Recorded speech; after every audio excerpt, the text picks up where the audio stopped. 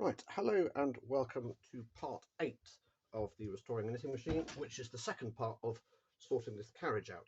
So I thought having taken one of these apart on video, I thought I'd put it back together again. I've cleaned up all the drums, I've taken out all the grot and all the rest of it. So actually putting them together is easier than taking them apart. So all you do is I'm going to put a smear of grease on each of the axles. That's important. Okay, and then what we have to do then is pop the drums back on, like so. Oops, got to twist them the right way up. Hold on, let me get this washer on, which I forgot to put on. I'll get the drums on like that, put them on, as I say, the right way up, and look, there you go. Marvellous. Now, to get the drums to stay on, we've got a circlip and a washer. The washer goes on like so, and then the circlip, you have to use a pair of pliers to gently squeeze it on. You have to be very, very careful that you don't then fling it across the room. So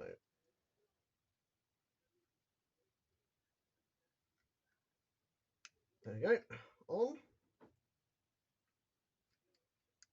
There we are, lovely. Right, so that's fixed on.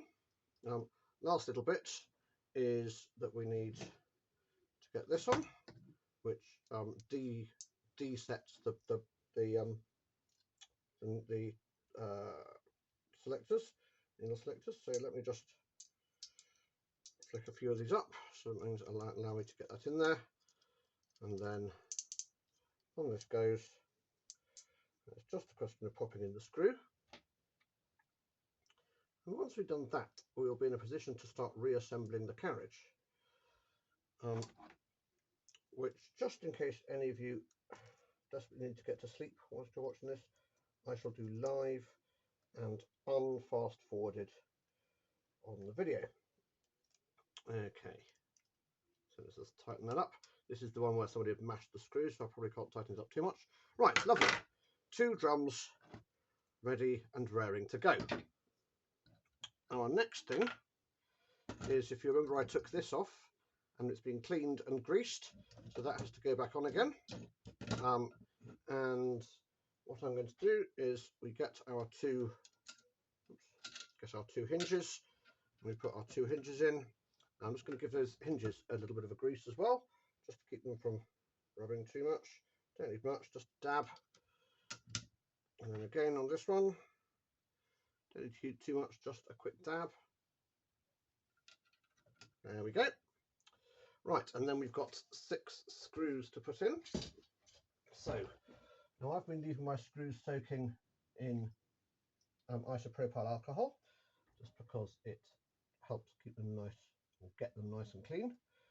I suppose it doesn't very much matter if screws that are on the inside that you can't see are clean or not, but you know, may as well try and get it as good as possible. Right then, so now in these go. Now when you put in screws like this, in anything, not just in knitting machines, it's a good idea not to tighten any of the screws up until all the screws are in. And the reason is that you might want to slide the thing around a wee bit and get it in precisely the right place. And the holes in the hinges are actually bigger than the holes, bigger than the screws themselves. So they've actually got quite a lot of sliding around. So I'll show you, once I put all these screws in, I'll show you just how much play there is available in this. And you can see. So let's have a look. Okay, so they're all in, but they're not tightened up. Now look, this whole thing's got a load of play in it. So actually, what we want, now what I find helpful here is to look for the marks where it was stuck down, because if it worked before, it's probably a good place for it to be. I'm going to start just by tightening one up a bit on both sides, and then I can go in and tighten up the other 2, as I say, a bit, and then I'll do one more round and just nip them all down so they're not going anywhere. So that's enough to keep it in place. So I'll just nip them all down. Okay, and now we have got ourselves the carriage substantially back together, although of course we haven't got the patterning drums on, and that's quite important, otherwise you can't knit any patterns. So that's the next thing to go on. Now when these patterning drums go on, it's going to go like that. We need to get these little wires put back in, like so. So that can go in there,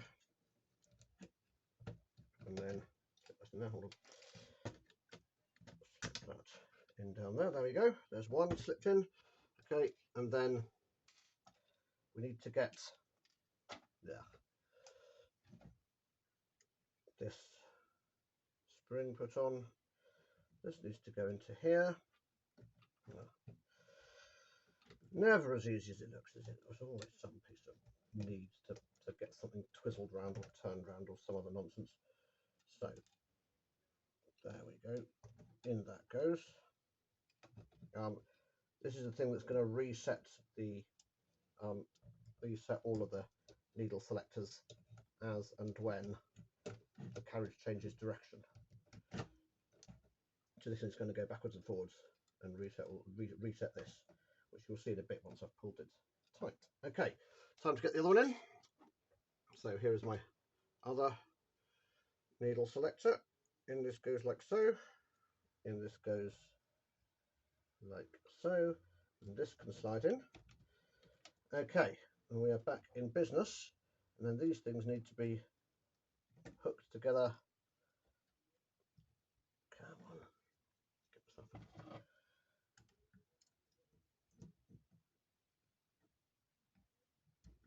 Okay, right.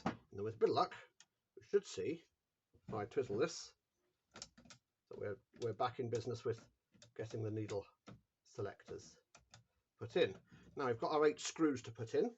I tell you what, I'm going to pause it for the 8 screws because you really don't need to see me doing up 8 machine screws, which you saw me undo. Okay. Right, there you go. As if by magic, it is now has all 8 screws in. Next thing to do is to get this back on, which of course I've washed, so it should be slightly less mean than it was before. And this goes in with the clips here and here. So on that goes. And these 2 bits at the back, which go, oops, daisy, which go here and here. And obviously it doesn't behave itself. Sorry, normally I'll be doing this on my knee, but obviously I'm trying to do it in front of the camera, which makes it significantly less straightforward to do. There we go, that's better. Okay, now on these go. Undo these and give ourselves a bit of wiggle room. Not doing that, clearly.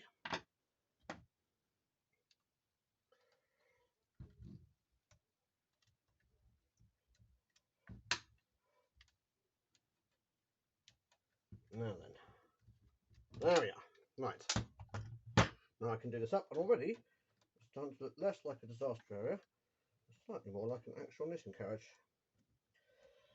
Now, our next thing is to get the cam change lever, this thing, in. But before I do that, I'm going to give it a good old lump of grease. Okay, need to get some on the bottom, some into the groove, which does the selecting, and then some around the edge, just to give it a good chance of doing its job. But because we've got this bit here, this cam, which keeps it in place, I have to, if you remember, I struggled with getting it out until I undid the lid. So I have to get the lid on first. So put it through the lid and then put the lid and it on at the same time. So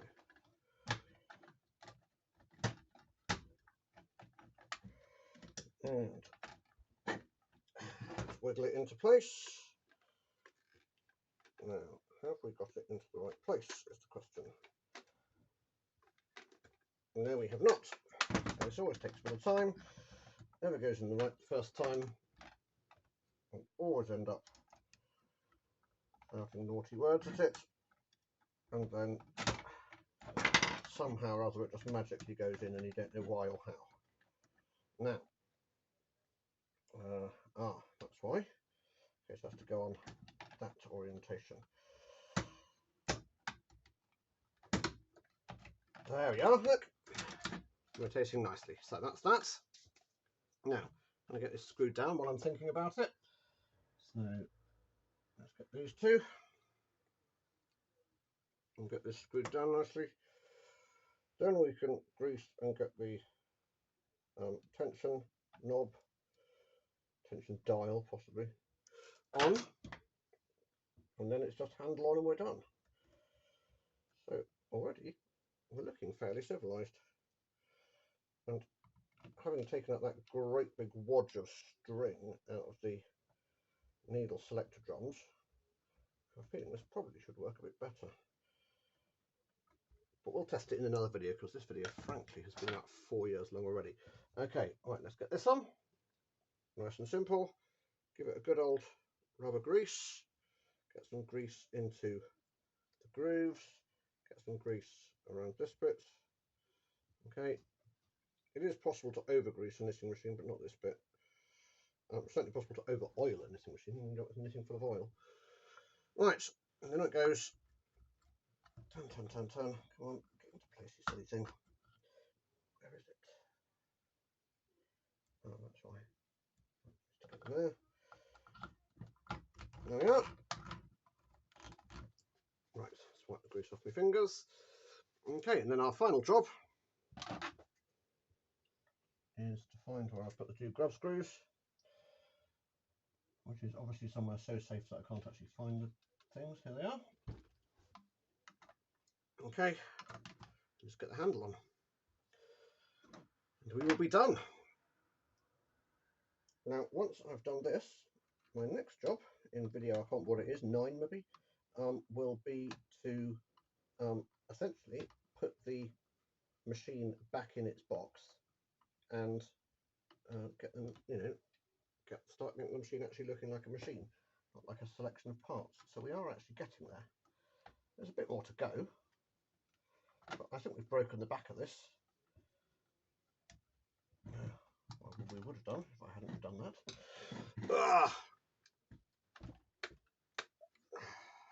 Come on, grub screw, out you come.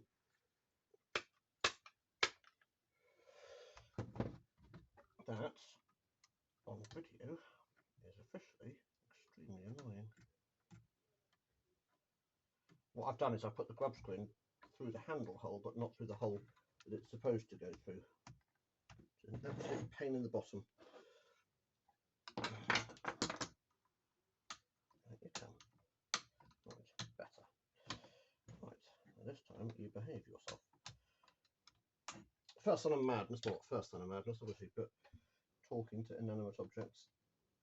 Probably the first sign of madness is dribbling. Oh, I know that's toddlers, sorry. Okay, right, there you go. 1 carriage, reasonably clean, works. The drums on the back spin as they should. Levers work. The tension lever actually does something, which is good. There we are. Right, I shall see you for part whatever it is. Goodbye.